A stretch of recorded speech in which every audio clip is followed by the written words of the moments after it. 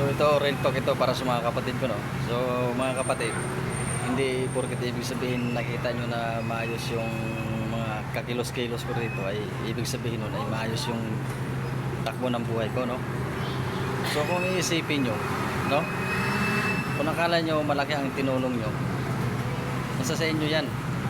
Kung iniisip nyo na dahil hindi ako nakatulong sa magulang natin, nasa sa inyo rin yan. Isipin nyo kung ano yung gustong isipin. Pero isa lang masasabi ko sa inyo, no, hindi tayo magkakasundo kapag ganyan ang mga ugali nyo. Overacting ang mga ugali nyo. O napupuno na ako sa mga ugali nyo na ganyan. Matagal ko na rin na pinagpasensyahan kayo sa mga ugali nyo na yan. Hindi ko nagugustuhan yung mga ganyang ano nyo, mga galawan nyo, mga kilos nyo. Hindi ko gusto yan. Yung mga sinasabi nyo sa akin na wala akong pulos, tandaan nyo, pag nakapauli ako doon sa Masbate, pakita ko sa inyo kung ano yung pagiging wala ko pulos, no? Kay naman, kay naghambal ka mo sa ako na wala ko pulos. Anong nabuli nyo na dako sa ginikanan na ito? Nagugwa ka mo sa nabulig na sobra ka dako? Wala. Kaya hindi ka mo pwede maghinambo, mayabang. Magyabang-yabangan ako. Basta ang ginapanghambal nyo sa akin, siguraduhin nyo. Dapat nga, magpasalamat ka mo kay nakamusta nyo lang ako kung may importante, pero kung wala importante hindi nyo ako ginamusta, no? So sa ibig sabihin, sa madaling salita, nung nandyan ako, puro lang kaplastik ang pinapakita nyo sa akin, no? Kaya huwag ganun, hindi pasado sa akin yan, hindi maganda yan.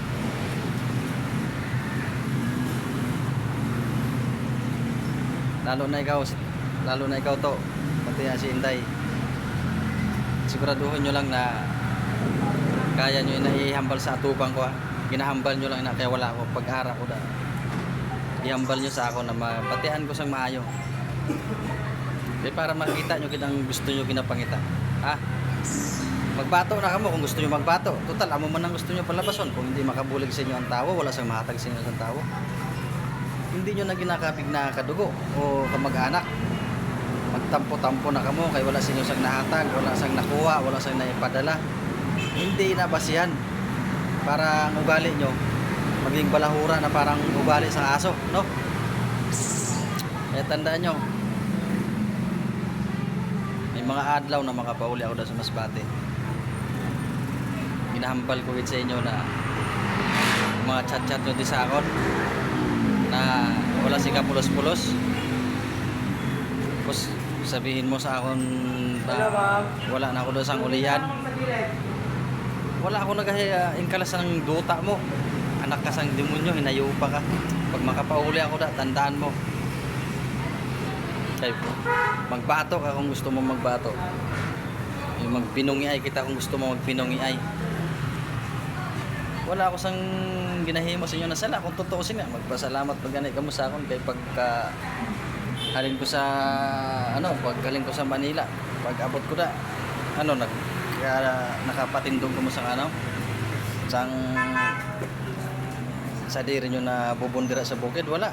Kung hindi ako nagpauli tapos nagpaningkamot na magkaugwas yung bubon, hasta subong dilap ka mo, nagatios ka mo.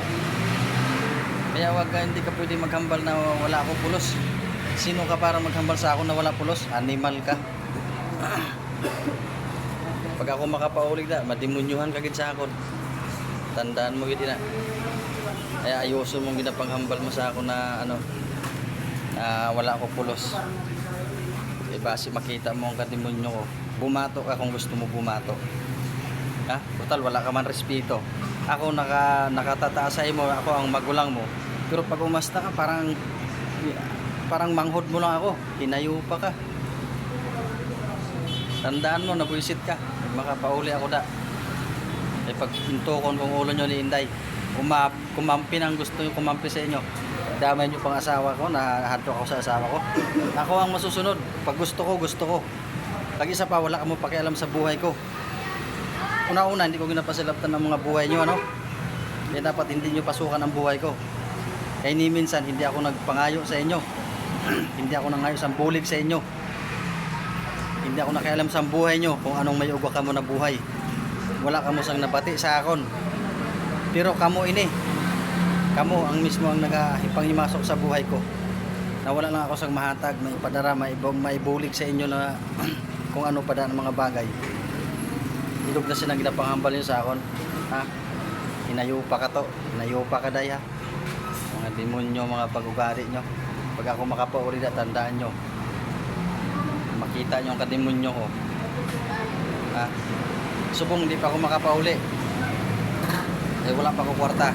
Pag makapauli ako da, pinahambal ulit sa inyo. Ngayon ang mga ugali nyo. Kung hindi na kaya tadlungon sa aton ginikanan, tadlungon pinang ugali nyo na tiko. Pating isip nyo na baloktot. No? Ituwid natin yan.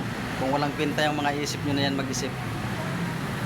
Mga ugali nyo na ganyan, akala nyo sino-sino kayo. Pag makapauli ako, makita nyo, minapangita nyo. Sige, tuduhan nyo lang ng tuduhan. Napupuno na ako sa inyo. Ikaw to, ikaw Inday ha. Ikaw Toto. Kamurumang huli mo lang kung magsag hasta ka, parang daog mo pa kung ano yung nabulig mo na sobra kalaki ha. Ako may mga nabulig ako, hindi mo lang alam ha. Sang na-hospital si Manoy. Nasa Makati ako. Katatlo ako magpadala sa kwarta pero nanukot ako. Ayos ka nga, binayaran ka ni Manoy. Ako hindi ako binayaran ni Manoy. Hindi mo alam yon dahil ang ulo mo sinto-sinto.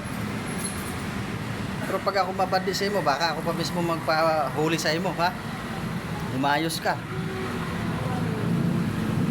Kaya ako nagdako ako na hindi nagkapangayo sa bulig, no? Nagsolo ako. No? Hindi ako nagkaperwisyo sa buhay nyo. Hindi ako pinanghimasukan ang mga buhay nyo. Kung anong mayroon kamo sa pamilya, kung ano manda, hindi ako nagsaway. Hindi ako nanghimasok kung ano mga pinagdaanan niyo sa buhay nyo. Ha? Yung mga buwisit kamo. Ha? Kaya pag makauli ako da, bumato na kung gusto bumato. Mahibalan natin kung sinong wala simbayag. Mga tarantado.